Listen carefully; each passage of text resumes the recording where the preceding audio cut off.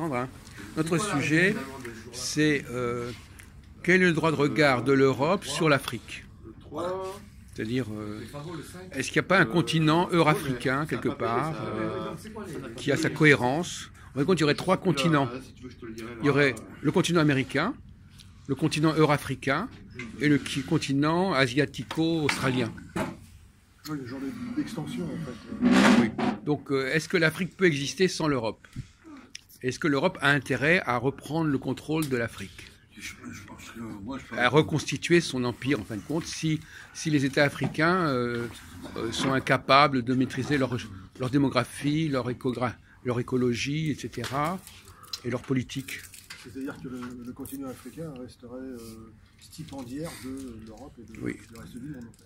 C'est-à-dire que ce serait un peu comme l'Amérique. Il y aurait l'Amérique du Sud, l'Amérique du Nord, l'Afrique, et puis l'Europe, et puis ça serait un ensemble d'un seul tenant, finalement, avec la Méditerranée au milieu. Et est-ce que c'est pas la seule façon pour l'Europe d'exister, d'ailleurs, en plus? Parce que finalement, l'Europe, actuellement, c'est le croupion de l'Asie. Donc finalement, c'est en s'étendant vers le Sud, comme elle l'a fait d'ailleurs au XIXe siècle. En Afrique, en développant la démocratie, en Afrique, en développant la démocratie... C'est peut-être pas la démocratie... En tout cas, le contrôle. Démocratie, c'est peut-être un grand mot. Alors moi, justement, j'ai assisté il y a quelques jours à une réunion de l'Organisation internationale de la francophonie. Et ils notaient que 80% des pays francophones n'étaient pas démocratiques. Je ne pense pas que ce soit la solution. Mais eux, ils disaient effectivement qu'il fallait jouer sur il fallait développer la démocratie dans les pays. Est-ce que c'est le seul problème qui a résoudre? Est-ce que le problème à résoudre, c'est vraiment de mieux contrôler l'économie, l'écologie, le chômage, etc. Et surtout aussi éviter que les immigrants arrivent en France. C'est le problème du lien stipendiaire Rapprochez-nous parce qu'il a une voix vraiment très... par rapport à l'Union européenne, quoi. C'est-à-dire que ce qu'il faudrait, c'est justement qu'il y ait des initiatives locales, enfin développer, encourager les initiatives locales en Afrique. Ça peut être dans le cadre de partenariats économiques, dans le cadre de partenariats, de mise en place de partenariats économiques, donc des jumelages, on peut dire, comme par exemple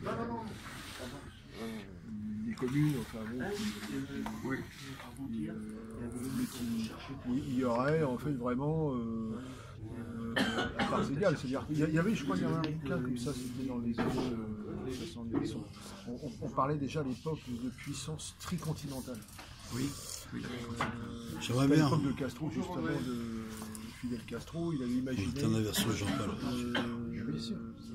une puissance justement tricontinentale pour se détacher de la position stipendiaire effectivement des pays en voie de développement. Alors, vous voyez, parce que tout le monde ne comprend pas très bien le mot stipendiaire. Dépendant, en fait.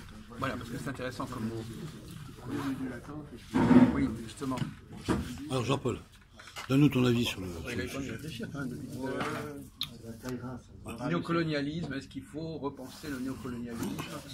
Est-ce que tu penses que l'Afrique est capable de s'autogérer elle-même? C'est la contradiction totale avec toute l'idéologie actuelle, comme quoi le peuple noir, les peuples noirs d'Afrique sont tout à fait autonomes, tout à fait on voit la démocratie, donc ça va, si jamais les Européens ou les Blancs en général veulent reprendre le contrôle de l'Afrique, reprendre le contrôle, il va y avoir l'opposition des populations locales, même si d'un côté, elles auraient besoin pour gérer des populations blanches peut-être, mais donc ça peut se faire que par une sorte de contrainte. Ouais, mais tu sais bien que ouais, mais attends, je te prends juste un exemple.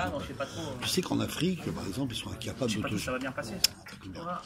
En Afrique, les Africains sont incapables d'autogérer les matières premières.